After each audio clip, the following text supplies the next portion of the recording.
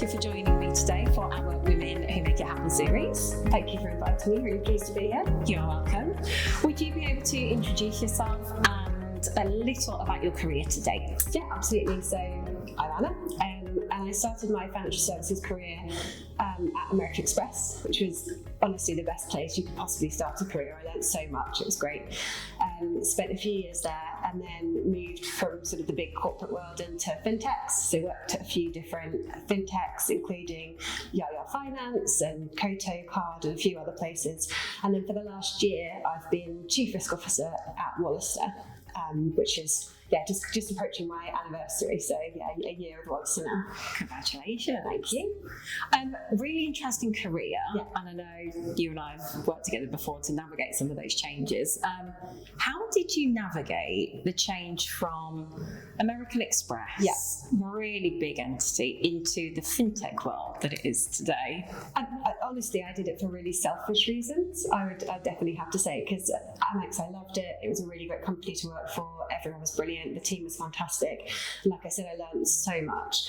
The thing with being a big company is that you do what you do, and you do it really well, and you can learn and develop, and you'll have opportunities to see other areas of the business, but you're not involved in everything. Selfishly, I reached a stage where I wanted to learn the commercial side of it. I wanted to know how the budgetary pressures were affecting the business. I wanted to get involved in stuff beyond the compliance remit that I was in at Amex. So I sort of selfishly jumped into fintechs, which, as they're a bit smaller, you tend to be able to get involved in anything that looks a bit interesting. So I sort of did it for kind of selfish career reasons, but actually it suited me really well. I like the ability to kind of understand everything that's happening day to day. It's kind of expected of you that you get involved in everything, and I really, really like that. Yeah, more of the broad. Exactly. Tends to be a bit more exposure, doesn't it, holistically? Yeah, there's no room to hide for sure, but that's what I wanted. And there's nothing that's hidden from you. You know, you're involved in everything. That's the kind of pro and con is you're very exposed, but you're exposed to everything, which is kind of exactly what I wanted. Because if I ever take that back into a big organisation, or hopefully as Wallester grows and becomes that big organisation, you still have had the experience of being involved in everything and know exactly how things work and what different pressures different teams are under. It really helps you be better at your job if you understand how everybody else's works. I completely agree. It's more visibility, isn't it, for you? Yeah, absolutely. Interestingly, so what do you think maybe from that initial stint at American Express gave you key learnings that you could take into that fintech world? Maybe something around the processes that you'd seen that maybe set them up for best practice? Yeah, I think being sort of starting off in an organisation where you can clearly see what good looks like really helps you when you're then going into companies where you're the first compliance person in that company. You've got that baseline to sort of say, well, okay, I know how things look when this is a big organisation. I know what good looks like. I can now layer a bit of pragmatism in the kind of context of the business I'm working in now and build something that really works. So I think that's the lesson to learn, is you don't go and do exactly the same thing, because that won't work, but you know what really good looks like, and you can take that as your starting point and then adapt it to something that will work in the context that you find yourself in. And clearly you've navigated those changes in different fintech organisations, but that initial getting into American Express, where did the interest come from to get into the financial services world for all its pros and benefits? What motivated you to do that? So it's really interesting. I've seen some of your previous guests sort of say that they've done it by accident. That definitely was the case for me as well. So I started off in kind of education and policy and training, and I really liked the challenge of taking concepts that were sort of slightly interesting, maybe difficult to get your head around, and try and apply them to real life situations and solve problems and that kind of thing. But I was finding that in academia, that led to you kind of writing a paper and then moving on. And I wanted to try and find an industry where it was my job to understand what the rules were, what the policies were, and then what the context was, and then find a way to put those two things together. So I kind of got attracted to the idea of compliance before I got attracted to the idea of compliance in financial services. And obviously it's such a core part of financial services, it was then kind of inevitable that that's where you end up at some point. So I went into financial services because I was interested in compliance rather than the other way around. Yeah. Okay. And what do you think some of those maybe key learnings from the more recent fintechs have given you as, you know, successful traits or characteristics that you've now taken into Wallester? I think it's definitely helps you sort of understand the relative urgency of things, the relative importance of things when teams are limited sizes and time pressures are quite significant in that kind of fintech fast-paced environment. You really have to know what fires are really on fire, and you have to know what the priority really is and kind of be quite pragmatic and be quite sensible. And also, genuinely, you have to understand that that's something I've learned a lot from fintechs is seeing the other pressures that other teams are under. You can be quite inclined as a compliance person, I think, to remove yourself from the context of the business that you're in. You sort of go in with the mindset, I'm telling you what the rules are and that's kind of what you've got to do, and the context doesn't really matter.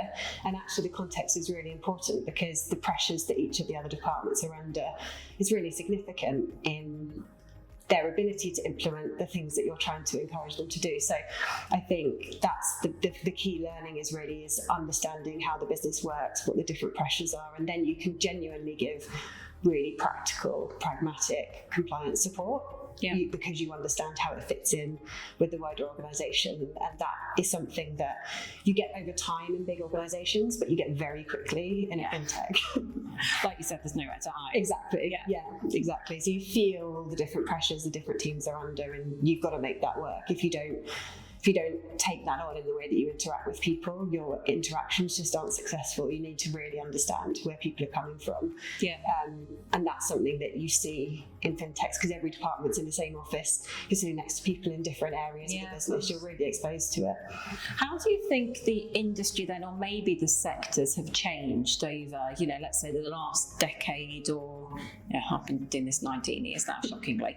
But we have seen the industry change, and maybe GRC not being seen as a hurdle or barrier to business being done, lending being done, etc. So what have you seen in that respect, Anna, from your perspective? I think I've seen businesses changing, as you say, being more responsive, but I've genuinely definitely seen compliance teams changing, GRC teams, understanding that it's a risk management discipline. It's not just black and white, here's the rules, and I'm not interested in understanding what you think about them. There's a kind of concept of GRC teams and then the business is this sort of separate entity. Just doesn't seem to be as relevant anymore. Definitely seen that change.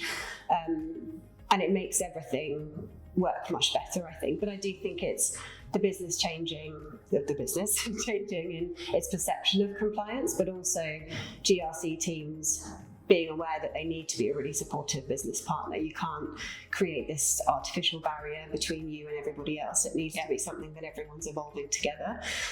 Everyone's trying to do the right thing for the right reasons, and you just need to make sure they understand your GRC reasons for why you're asking them to do something. It's kind of that collaboration is really important. I've definitely seen that improving over the last decade for sure.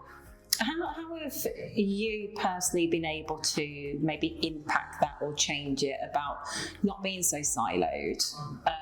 Maybe in Wallester, where you currently are now, or Koto, the previous companies you've worked for?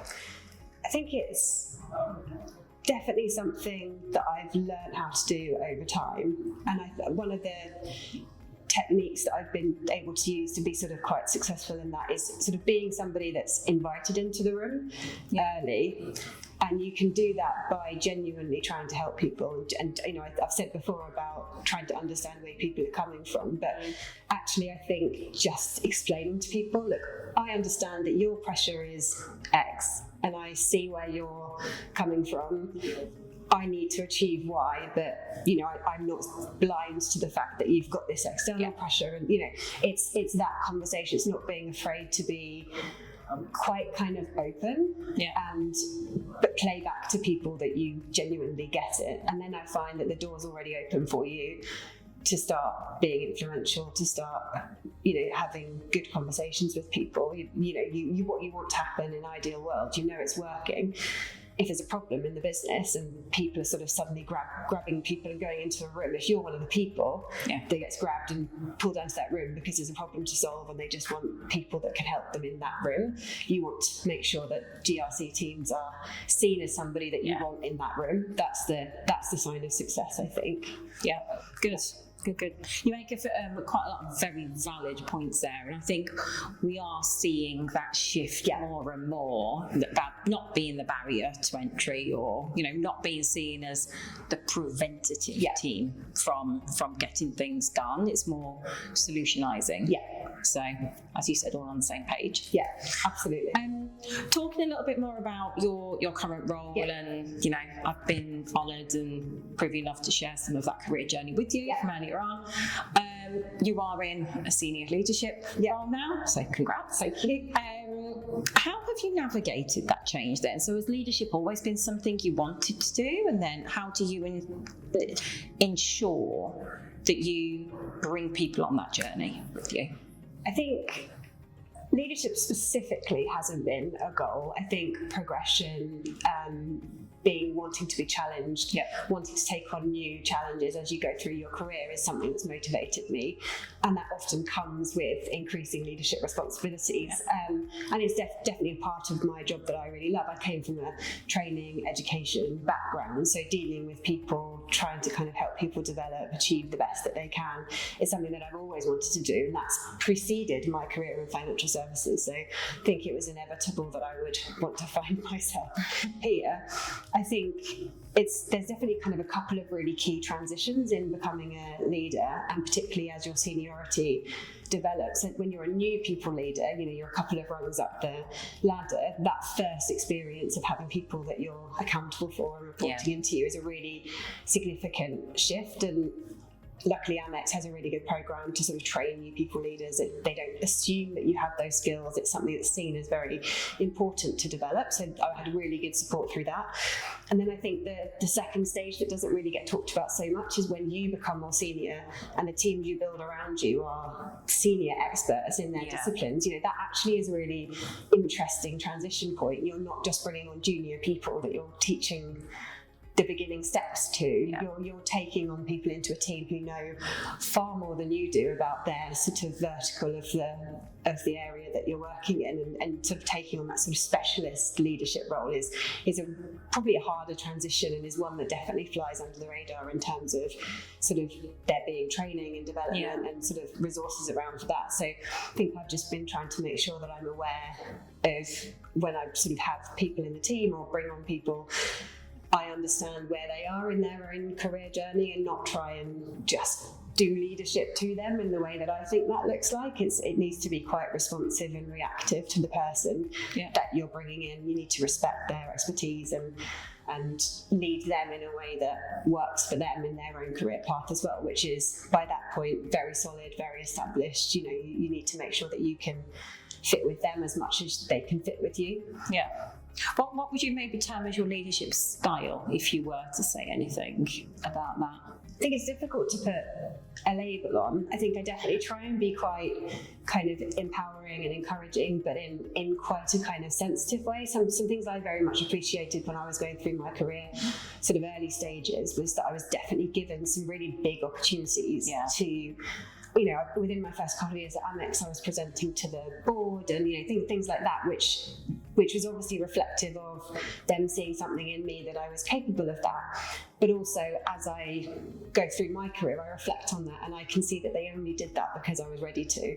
So I was very supportive. You definitely don't put people in situations and call it empowerment if it's going to end up a really bad outcome. You need to empower people and give people responsibility and delegate, but in a way that is a positive experience for them. So I definitely try and be quite sort of empathetic and quite fine-tuned in sort of how I manage those kind of transitions with people, is sort of be sensitive to the fact that if that goes well, it goes really well. It's a really positive step because that's what it has been for me. But actually, if you do that too early or in a way that's not particularly well supported, it can be quite a negative experience. So I generally try and just be quite careful. One of the things that has been quite successful for me in my career is I find it quite easy to sort of build relationships with people, understand how to interact with people, and I try and pass that on in my leadership style. But equally, I try and apply that with people that are within my team. I need to understand how to work with them and what's the right thing for them.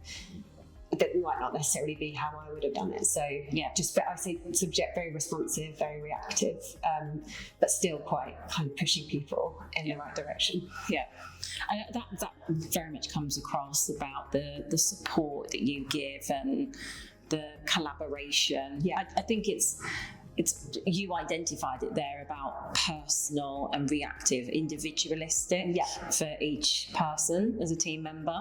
Yeah.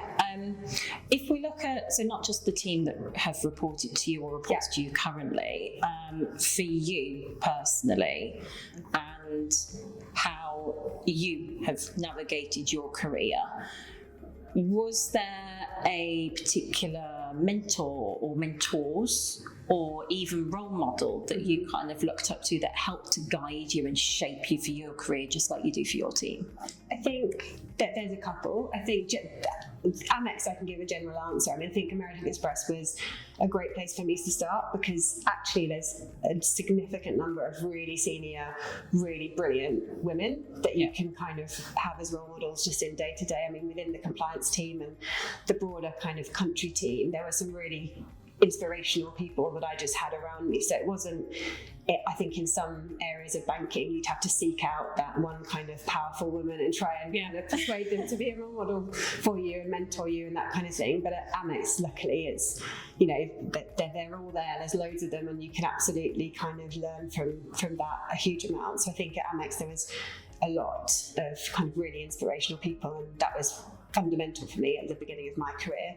I think also when I went to Yaya, I also kind of asked that they had a brilliant COO there, and I asked her to provide some mentorship for me. She was great. She still is, but she was brilliant. And actually, I learned a lot from her in how important it was to understand people. Yeah. You can ask the same question in 5 different ways. And if you ask 5 different people the same question the same way, you're going to get 5 different answers. Yeah. So, you want to find the person, you want to read them well enough to have a really kind of productive conversation. She was absolutely vital in kind of helping me to really shape that and understand how all of that worked. I definitely applied that learning kind of every day from then on, really. So she was very kind of fundamental in helping me shape that kind of relationship building, understanding people, being able to create that supportive kind of relationship with people that I work with. Yeah, I think that's it, isn't it? It's taking the learnings from different environments, different people that you work with, and instilling some of that, what you like and what works for you, with your own team. It sounds like you've had the opportunity to work with some incredible women, some of them whom I know. So yes, I'd agree with you. They are very, very good. And with, clearly Amex has done it very well. The example you've just used at Yaya with other ladies in senior leadership roles, how have you been able to, when you've progressed as well, ensure that level of almost like diversity in the team is still there, and what measures do you take to ensure that there is some diversity around, maybe not just gender? Absolutely. I think it's all types of diversity important. I mean, you hear people say all the time, you need different brains in the room to make the right decision. You need people with different backgrounds and experiences. Absolutely. I think one of the most important ways is unless it's really necessary, and there are some roles where it is, if you need to put someone in for an FCA application, they need to have a significant amount of the right experience. But if you're talking particularly about entry-level jobs, I think having a bit of an open mind into what someone's experiences before that have been is a really good way of opening up routes of entry into financial services. It doesn't need to be a particular kind of path that everyone's followed, because if you're always looking for exactly the same experience, if you try and do diversity on top of that, you're sort of ending up doing some weird things with candidates. Slightly unconscious bias. Exactly. Exactly. Whereas actually, if I'm just as happy to take someone that's got really good customer service experience in a retail environment into kind of an entry-level job, because actually they're dealing with some really complicated processes. You have to have an open mind into what experience can translate into really good behaviours and practice in work. I think some of the most successful kind of teams that I had when I was at Amex, we had a couple of people in the team really junior, and we brought them in from operations teams. They didn't have a degree in accounting and a law qualification. You know, they weren't what you would have had as typical compliance candidates kind of 15 years ago. They had really good practical experience, and that meant that the pool of candidates that we were selecting from was much more diverse naturally, because you're not ruling everybody out just because you're expecting the CVs to all look the same. I think that's a really important first step, because otherwise, if you're just expecting the experience to be the same, then the pool of candidates is really narrow, and then it's much harder to consider diversity, because you might not even have anybody to consider. But if you're more open-minded at the earlier stages, then hopefully that starts happening and coming through naturally. I couldn't agree more. I mean, even in my career, I remember going back 10, 15 years ago, and it was always must be Oxbridge or must be Red Brick University educated, whereas now that diversity of thought from different backgrounds, as you've alluded to, but also the social mobility, which has come up actually in a few talks like we're doing, you and I today. Yeah. And it's that social mobility that's not always accessible for people. So it just gives further diverse pools as an option. And I think a few years ago, if I'd started my career 10 years before that, I don't know if I'd have got in through the door with a degree in sort of education, social science, and experience in training. But that's what they would have missed out on. Well, thank you. But you know, it's there's lots of interesting experiences people can have, and the soft skills and the kind of non-technical skills are actually such an important part of the job, that you lose out on some really strong non-technical skills if you only interview law graduates. You know, it's a very different pool of people, and that is an important part of diversity actually, is being willing to open the door right at the beginning to a different pool of candidates. That's kind of the starting point, really. Maybe a few points there that some can take on board, and to look at how do you increase diversity from even like the STEM subjects, and encouraging people to get into it from a very young age. You've made some really, really valid, really good points, a few that I'm reflecting back on myself now. Clearly, you've been very successful in your career, Anna. So if there were any words of advice, words of wisdom that you might give to younger talent, younger females, what would that be? I think there's a couple of things. I think the first one is, don't be shy to reflect on your own successes and recognise other people seeing success in you. I think you can sort of go through your early career just sort of blindly accepting what's happening to you, and actually a lot of times it's people really encouraging you, giving you opportunities because they see talent within you. I think there can be a really easy way to just dismiss that. I think take the time to reflect and to notice opportunities that are being given to you and reflect on them as indication of your potential, and really try and build on that. And I think fundamentally, your career is your own responsibility, much as you need support around you, and you need that the opportunities need to be there for you to take them, right? So I'm not kind of dismissing that, but absolutely need to be brave and proactive and seek opportunities, not only at things that you know you can do, but things that maybe you want to challenge yourself with. You know, that bravery and accountability in wanting to make your career what you want it to be, I think definitely is worth a bit of a push, even if it's quite scary. So I think seek the support, do it in a scaffolded way, but try and take risks a bit and try and push yourself. But at the same time, reflecting when that goes well, and as an indication that you're doing well and you've got some talent that needs to be nurtured. Really reflect on that and be prepared to take that pride in your own work, because that's the most important thing, is that you feel like you're doing a good job. So I think if you can manage the balance between those two things, you can take risks, but in a way that feel comfortable to you. Some very good points there. I think it's like, if you don't try, then you don't know, do you? Yes, absolutely. And I think particularly entry-level sort of younger women can feel that they don't want to make mistakes, so they won't put themselves in the situation. If there's a team sitting around, there's a difficult project that needs some support, if you haven't done it before, that doesn't mean that you can't do it. Yeah. And I would say the kind of quieter women in the room will often be the ones to sort of say, oh no, I haven't done that before, I won't put my hand up because it might go wrong. I think those are the situations where actually you can really separate yourself and start challenging yourself and make those first kind of scary steps into doing some new stuff. Yeah. I'll seek out Anna for some further tips and tricks and pointers.